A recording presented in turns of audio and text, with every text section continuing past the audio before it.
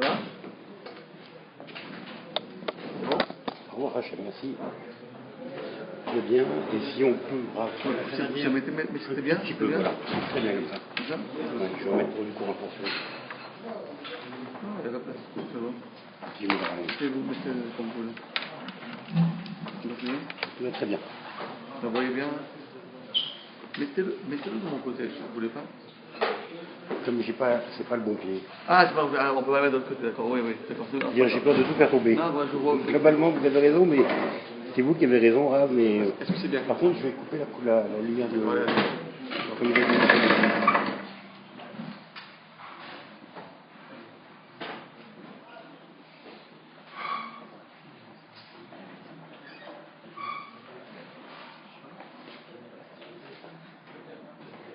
C'est bon?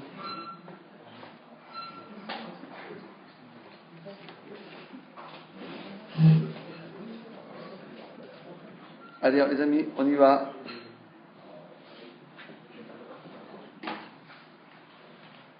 Voilà, c'est super. Bon, mieux.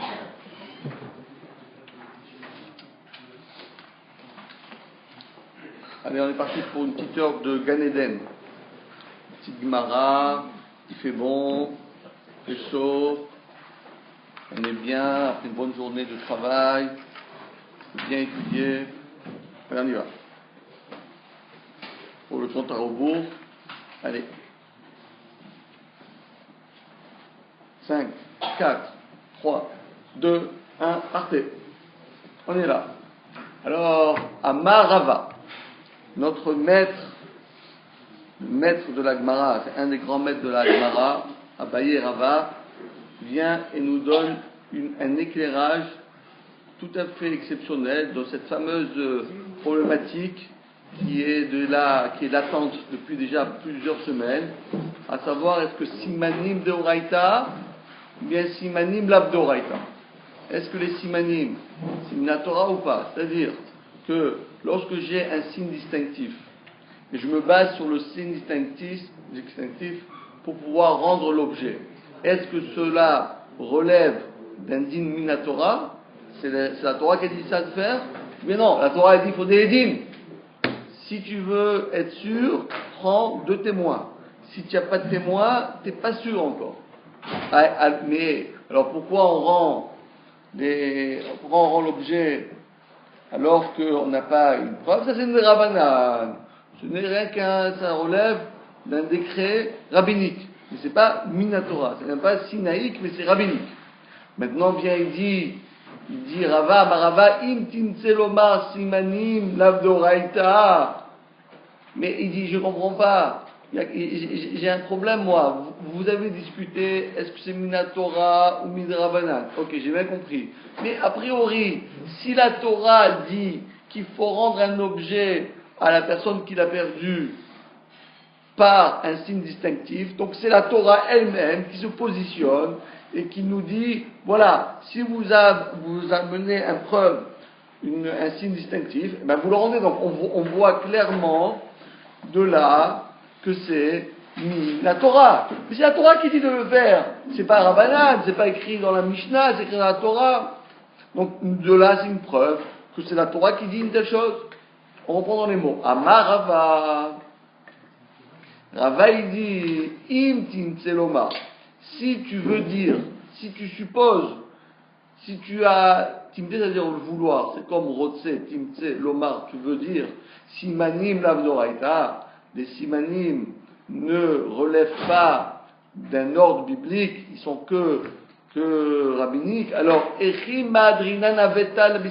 alors comment se fait-il qu'on a l'obligation de rendre un objet perdu sur une base de signes distinctifs? Comment est-ce possible? Mais tu m'as dit que c'est une rabbanan. Ah, réponse. Ah non, je vais t'expliquer pourquoi. Des nichale la motse aveda des nadar besimanim. Car celui qui a trouvé l'objet perdu, d'accord, celui qui a trouvé l'objet là, lui, il est content de rendre l'objet sur la base de signes distinctifs. Pourquoi? Parce que lorsque lui-même il aura perdu un objet, eh ben on lui rendra. donnant, donnant. Donnant, donnant. Vous savez quoi? Moi je suis d'accord de le restituer et pas de le garder. Comme ça, au moins, un jour, ou si c'est à moi, ça m'arrive cette galère d'avoir perdu quelque chose, on va me le rendre. Donc ça veut dire qu'en réalité, c'est pas Minatora, mais c'est le bien-être de toute une société. Je te fais une tova, je te fais quelque chose de bien, et tu me renvoies l'ascenseur. Donc c'est basé là-dessus. En vérité, c'est pas Minatora. C'est rien que quelque chose qu'on a décidé entre nous. Voilà, on habite dans une société. On a fait un vote, un référendum. Rabotaï, est-ce que vous êtes d'accord de rendre un objet si quelqu'un le perd et quelqu'un vient et lui donne des signes distinctifs? Est-ce que vous êtes d'accord ou pas? Ben non, moi je suis pas d'accord. Pourquoi? Parce que c'est pas une preuve formelle. Mais oui, tu es d'accord, parce que le jour où ça t'arrivera, hein, tu seras content quand même pour te le rendre. Allez, elle dit oui, bon, je vote pour oui. Donc après, c'est plus de 90%, c'est 100% de réussite dans ce référendum. Ça n'a jamais existé encore. D'accord? Donc c'est ce que la Gemara dit. Parce qu'en réalité, c'est pas Minatora, mais c'est quoi? C'est quelque chose de social. C'est quelque chose de social qu'on a fait ensemble. On dit voilà, les amis, qu'est-ce qu'on fait là? Si on va chercher des dîmes, c'est difficile de trouver des dîmes, hein? Pas toujours qu'il y a des dîmes. C'est une fois sur 10, une fois sur 30, une fois sur 20, une fois sur 100. Alors que les simanim, c'est facile. Alors vous savez quoi, les amis? Tu es d'accord, toi? Bah oui, je suis d'accord. On va dire, je suis pas d'accord, mais je suis d'accord parce que le jour où ça m'arrivera, je serai bien content. D'accord? Vous comprenez ça? Et alors pourquoi on ne dit pas que c'est tout simplement parce qu'il est content par générosité, le juif c'est quelqu'un de généreux, qui est honnête, il trouve quelque chose, il peut le rendre, il le rend. Pourquoi est-ce qu'on dit que c'est intéressé? Non, mais le problème, c'est pas ça. Pourquoi vous êtes généreux, mais est-ce que vous pouvez être généreux sur le dos de quelqu'un d'autre si vous le rendez? Non, s'il y a des signes, on est d'accord. Oui, mais si on dit que le signe, c'est pas suffisant. Un signe, c'est pas une preuve formelle. Vous avez trouvé quelque chose, oui. On parle de quelque chose, là. Oui, je vous pose une question. Vous avez trouvé maintenant un portefeuille. Oui. Vous avez trouvé un portefeuille. Il y a 500 euros. Vous êtes content? Si je suis content? Oui. 500 euros, attendez, c'est pas mal déjà. C'est un bon début, c'est un bon début. Si j'ai aucun moyen de le rendre, oui. Oui, voilà, c'est un bon début. Maintenant, il y a quelqu'un qui vient chez vous, il vous dit, Monsieur Elia, c'est mon portefeuille. Vous le rendez? Non, je ne donne pas la preuve. Voilà. Maintenant, il vous dit, voilà, il est rouge, il est vert, il est grand, il est petit. Il vous donne une preuve. Vous le rendez? Oui, c'est des probants. Et pourtant, on va se garder. C'est pas sympa de votre part. Parce que c'est pas une preuve formelle. Parce que ce bonhomme-là, il a vu que Rouven, il avait ce portefeuille. Il le connaît, le portefeuille de Rouven, il était tout le temps. Et maintenant, vous l'avez trouvé, et moi, je suis un brigand. Je viens chez vous, et je vous dis, Monsieur Elia, pouvez me le rendre? Je dis, mais qui vous êtes, vous? Ben voilà, il est blanc, il est vert, il est rouge, il est grand, il est petit. Vous le rendez? Imaginez-vous, alors vous êtes un bon juif, vous avez fait un élan de cœur, d'accord? 2 semaines après, il y a le vrai propriétaire qui arrive. Il dit, Monsieur Elia, vous n'avez pas vu mon portefeuille? Portefeuille? Mais je l'ai rendu. Mais c'est un brigand. Vous avez, voilà, et voilà. Donc, qu'est-ce que ça veut dire? On ne peut pas s'amuser à rendre les objets aux personnes, même avec des preuves, on va dire des signes distinctifs, parce que même le signe le plus distinctif possible, imaginable, il peut toujours être falsifié. La seule manière d'être sûr, vous avez le cœur tranquille, que vous avez restitué le portefeuille à la bonne personne, et pas la mauvaise personne, c'est quand il y a 2 témoins, ils disent non, c'est lui le propriétaire, nous on peut te témoigner. Vous avez ici le grand ramassis truc, le grand ramassis, il va venir, Monsieur Elia, vous savez, ça appartient à Monsieur Rouven, vous le rendez, c'est sûr, c'est 2 édimes, ils vous disent que c'est à lui, vous le rendez, et il n'y a pas possibilité qu'il y a quelqu'un d'autre qui va venir dans 2 semaines et vous dire que c'est lui, parce que vous avez 2 témoins qui ont témoigné en bonne et due forme que ce portefeuille à lui appartenait. Mais s'il n'y a pas de... Même s'il n'y a pas de signe distinctif, les 2 témoins suffisent. Oui, mais si les 2 témoins ils ne peuvent le savoir que ça lui appartient que quand il y a quelque chose, même si c'est pas distinctif, mais il y a quelque chose. Parce que comment ils peuvent savoir si c'est un portefeuille tout à fait, on va dire, voilà, c'est un portefeuille à 50, tout le monde a le même, mais ils ne peuvent pas dire c'est le sien, c'est n'importe quoi. Il n'y a aucun aide qui va dire ça lui appartient à lui alors que tout le monde en a le même. Donc il faut quelque chose, il faut que ce soit distinctif. Mais de dire qu'une personne lui-même dévoile des signes distinctifs, c'est pas une forme formelle, c'est informel. C'est un coup de poker. Ça marche en général, mais ça peut ne pas marcher. Vous, en tant que détenteur de 500 € d'une personne X, vous ne pouvez pas vous permettre de lui rendre à n'importe qui tant que vous n'avez pas la preuve sans équivoque. Comment on peut avoir une preuve? Seulement si vous avez 2 témoins. Donc, c'est bien ce qu'on a dit, ce que la Gemara a dit, simanim de Oraita ou simanim de Rabanan. Si on dit que c'est les simanim, c'est des Rabanan, vous ne pouvez pas le rendre parce que c'est pas formel les simanim. Mais si on dit que simanim d'Oraita, c'est que la Torah nous dit, écoutez, moi, je valide les siman, même s'il y a un risque de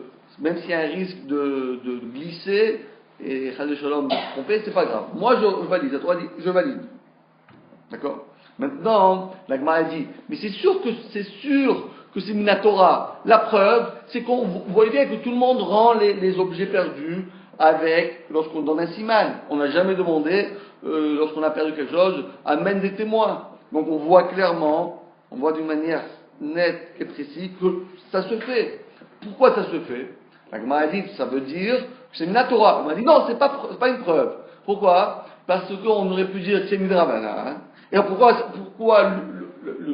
pourquoi la coutume, c'est comme ça qu'on fait? Parce que c'est une manière de gérer une société. C'est que dire quoi? Que la personne qui l'a trouvée, il se dit, moi je la rends à une personne qui me donne un siman, parce que le jour où ça va m'arriver, eh ben, je serais bien content qu'on me le rende aussi si moi je perds le portefeuille. Vous avez compris? Seulement, la Gemara elle dit, Amarle Rav Safra le Rava, je comprends pas. Qui c'est qui doit rendre ici? Attendez, ça appartient à qui le portefeuille? Ça appartient à une personne qui est méconnue X. D'accord? Donc, qui c'est qui doit être d'accord de faire ce deal-là? Le monsieur X ou bien le monsieur qui l'a trouvé?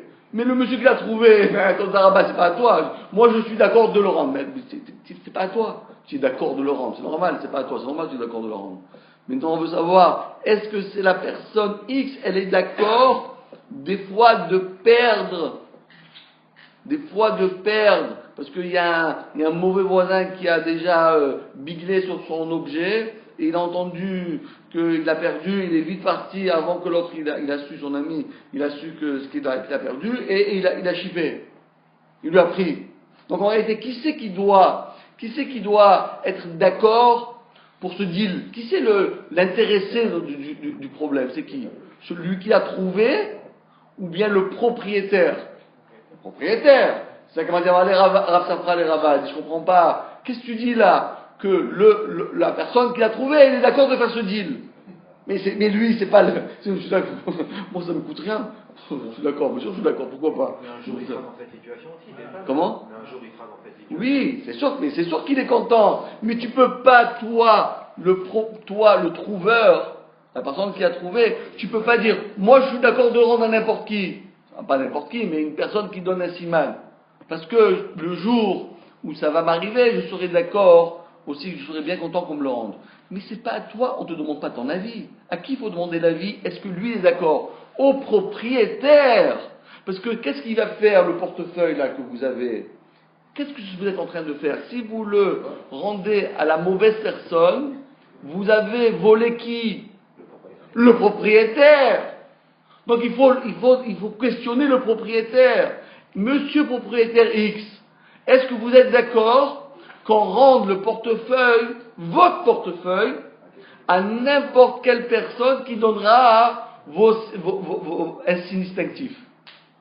Ben non, normalement, il doit dire non. Mais il dit, mais oui, je dois dire oui. Pourquoi? Parce que s'il dit non, on ne me rendra jamais. Sur combien de fois, par exemple, dans votre vie, vous avez perdu, Rabbi Shalom, je dis, voilà, une personne perd 10 fois le portefeuille dans sa vie. 10 objets. D'accord? Combien de fois on va prendre une statistique. Hein. Combien de fois ça va arriver qu'il y a un voleur qui va falsifier son siman? 1 fois sur 9. Mais en général, les gens ne savent pas. Ils ne savent pas. Vous savez, moi, vous savez quelle couleur j'ai mon portefeuille? Vous savez quelle couleur il est? Non, parce que j'en ai pas. Donc, vous ne pouvez pas savoir. Voilà, donc vous ne savez pas, c'est pas toujours. Mais bon, une fois ça peut arriver. Que vous avez juste un mauvais voisin, juste il a vu votre portefeuille, et juste il connaît exactement les petits détails qu'il y a dans votre portefeuille. Donc il n'y a rien qu'une fois sur 10.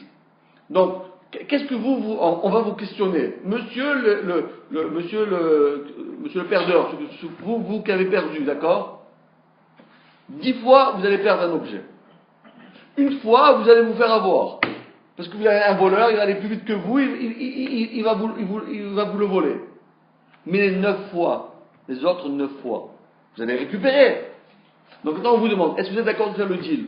Rendant toujours les objets perdus par le biais d'un siman, pour qu'au moins 9 fois sur 10 tu récupères. Parce que si tu fais pas ce deal-là, qu'est-ce que tu vas avoir? Parce que tu dois des dîmes. Sur les 10 fois que tu vas perdre, combien de fois tu as des dîmes? Peut-être tu auras 2 fois tu auras des dîmes. Donc 2 fois tu pourras amener des dîmes. Mais les autres 8 fois tu ne pourras pas. Alors, calcule si ça vaut la peine ou pas. Tu as 9 chances sur 10 de récupérer une chance de perdre, mais si tu ne prends pas ce deal-là, tu récupéreras 2 fois sur 10. Donc est-ce qu'il est mieux 9 sur 10 ou bien 2 sur 10? Ben, c'est pas photo, hein. Tout le monde sait calculer au moins ça. D'accord? Et c'est ça que la Gemara dit. Donc, mais pour l'instant, vous avez compris? C'est très subtil cette Gemara. C'est-à-dire qu'on est en train de. C'est ça qui est beau dans la Gemara, c'est qu'on rentre dans la psychologie humaine. Je crois que Freud, tout cela, ils ont rien compris. S'ils avaient étudié la Gemara, ils auraient déjà. Oh, ce qu'ils ont fait. Ils ont pris quelques idées de la Gemara, ils en ont fait toute une grande thèse, etc. Mais celui qui connaît la Gemara, c'est pas. Il devient un génie. C'est un génie. Mais bon, attention, hein, c'est breveté, hein, vous pouvez pas. C'est breveté. Hein. Si vous trouvez quelque chose, il y a 30%. Alors, donc, on est bien d'accord que dire Rav Safra, Rav, je ne comprends pas. À qui il faut demander? Qui est le propriétaire de l'objet? Qui c'est? Celui qui l'a trouvé ou celui qui l'a perdu? Qui est le propriétaire? Celui qui a perdu. Alors, qu'est-ce que je me dis? Là, regardez ce que David dit, Rav a dit. Celui qui a trouvé, il est d'accord de faire le deal. Mais je m'excuse. Dire Rav Safra, il dit c'est pas vrai. C'est pas celui qui a trouvé. C'est pas lui qui doit. Pourquoi? Parce que Adam ose tova le'atzmo b'mamon sheno shelo. Alors la Gemara dit mais c'est absurde. Ça tient pas la route. Ça veut dire quoi? Quelqu'un, par exemple, je prends votre voiture sans votre permission pour aller me promener à Deauville. Écoute, moi je veux me promener à Deauville. J'ai envie de me promener à Deauville. Il fait beau. Disons, on va dire, moi, pas le mois de décembre, disons le mois de mai, juin. Il fait beau, ça. Alors c'est moi, je vais utiliser ta voiture pour me faire plaisir. Mais il manque plus que ça, c'est la chutzpah. Tu prends ma voiture pour te faire plaisir? Prends ta voiture pour te faire plaisir. Ou bien, prends ma voiture pour me faire plaisir. Mais prendre ma voiture pour te faire plaisir, ça, c'est le comble de la chutzpah. On est presque à l'époque messianique, ça. C'est l'époque messianique, ça. Il dit, moi je te prends ta voiture, mais tu sais, c'est pas que je te la prends stable comme ça, c'est pas pour que je te la prends méchamment. C'est pour me faire plaisir en plus. Ben, je sais, tous les voleurs ils font ça. Pourquoi ils volent? Pourquoi il y a un cambriolage à la Banque de France? Pourquoi ils font ça? Pour se faire plaisir. Parce qu'ils adorent les billets de 500 €, les voleurs. Donc je dis, ouais, je vais faire plaisir, je vais avoir quelques billets comme ça, je vois. Je vais tapisser ma chambre à coucher avec des billets de 500 €. Mais c'est normal. Mais est-ce que V'chi Adam, la Gemara dit V'chi Adam, est-ce qu'un homme, au Tova, il se fait du plaisir? Mais Mamon, Sheno Shelo, il prend l'argent des autres et dit, moi je vais faire plaisir. Mais je sais que tu veux te faire plaisir, mais si tu veux te faire plaisir, prends ton argent. Alors, ça semble être une bêtise alors ce qu'il a dit. Ah, c'est pour ça que, exactement, pour ça qu'il m'a dit, non, il lui répond à non, il n'a pas compris ce que je t'ai dit. T'as pas compris. J'ai jamais dit J'ai jamais dit que c'est pas le deal. On va pas, parce que le problème, c'est qui sont on va dire les belligérants de cette affaire. Qui sont aujourd'hui, qui il faut questionner? J'ai jamais dit qu'il faut questionner celui qui a trouvé. J'ai dit qu'il faut questionner celui qui a perdu. Celui qui a perdu, c'est à lui de décider. Est-ce que tu es d'accord de perdre une fois sur 10 pour gagner 9 fois sur 10? À toi de choisir. Si tu dis non, je préfère perdre 9 fois sur 10, je te conseille de ne plus jamais investir de l'argent à la bourse. Parce que celui qui est sûr de gagner 9 fois sur 10 à la bourse, moi je vous conseille de beaucoup investir là-bas. D'accord? Voilà. Et là, Nichale les balaveda. C'est qui est content là? Le balaveda, celui qui a perdu l'objet. Que quoi? Lui il dit, voilà, je vais faire le deal. Je suis d'accord, j'accepte que quelqu'un qui donnera ses signes, donne-lui. Ah, mais peut-être c'est un voleur. Non, je préfère. Oui, peut-être je vais me faire voler, je vais me faire arnaquer une fois. Pourquoi? Parce que, je dis comme ça, Mida Yada. Parce qu'un homme, il sait très bien dans les 10 cas, il sait très bien que dans les 10 cas, il n'a pas de Edim. Il sait très bien qu'il n'a pas de témoin. Mida Yada. Yodea, ça veut dire il le sait. Des Edim, des témoins, l'etle, il n'a pas. Ou Maramar, il dit, il se dit, Kula Alma, lo yade simanim uvakim disait. Tout le monde, sauf moi, ne connaît pas les signes distinctifs. Il peut avoir un bandit, il peut avoir un malfaiteur, il peut avoir mon copain, il me fait une sale tour, je sais pas, il a retourné sa veste, je sais pas pourquoi, moi c'était mon meilleur ami, je lui ai montré tous les trucs que j'ai chez moi, et maintenant il me vole. Bon, ça arrive ça, mais combien de fois ça arrive ça? Ça arrive une fois dans la vie. Parce que les gens, vous n'allez pas montrer votre portefeuille à tout le monde. Eh, venez, viens voir mon portefeuille, viens voir. Viens voir ma carte bleue, viens voir mon compte en banque, regarde, viens voir mon compte en banque, tu veux pas voir? Voilà, regarde, tu vois, ce truc, et tu donnes aussi le code, tu sais, la carte bleue, je te donne aussi, tu sais, les 3 chiffres là derrière. Tu veux aussi les 3 chiffres, Michael? Je te donne les 3 chiffres, 132, tu peux faire des achats aussi sur. Personne ne fait ça, les simanim wakim, on les montre pas, c'est perso. Et donc, alors il se dit, Ana yaivna simanim wakim dida. Donc, sur 9 cas sur 10, c'est moi qui va donner les simanim, parce qu'il n'y a personne d'autre qui aura des simanim. Des fois, il y en a un qui m'a, je me suis fait avoir, j'avais un associé, il connaissait tout, et maintenant il m'a fait un sale tour. Et puis, faire. Mais, en général, ça ne se passe pas. Donc, il est d'accord de faire ça. Bravo. Donc, on a bien compris que ce n'est pas une preuve formelle, on reste toujours. C'est ça qui est intéressant, parce que ça fait déjà 3 shiurim, 3 fois, on est toujours sur le même sujet. Simanim d'Oraita, pour l'instant, on est encore ex aequo. On n'a pas encore pris position par rapport à ce sujet-là. Alors le magma, elle ne se démonte pas. Il ne faut pas se démonter. Même si une fois on n'est pas arrivé, il faut continuer. Même si on n'a pas bien compris la Gemara, il faut continuer. Parce qu'après on comprendra mieux. Allez, encore un autre. Et là, Adetnan. Pourtant, il y a une Mishnah, dit la Gemara. Nous avons appris dans une Mishnah. C'est pas n'importe quoi une Mishnah. Et c'est pas n'importe qui va parler. C'est le prince d'Israël. Le petit-fils de Hillel. Et l'arrière-petit-fils de David Ameller. C'est beau, hein? Parce que Rabban Shimon Gamiel, c'est le fils du fils du fils du fils du fils du fils de David Ameller. Quel fils? David Ameller. De Shlomo. Ah oui, que lui. Shlomo, Abia, tout cela, tous les rois d'Israël, et eux sont devenus, après il n'y avait plus de rois, il y avait des princes. Eux c'était le prince. D'ailleurs, c'est qu'on avait déjà expliqué, quand vous voyez dans la Gemara Rabban, il y a le Rab, il y a le Rabbi, et il y a le Rabban. Rabban, c'est le prince. C'est-à-dire qui descend direct de David.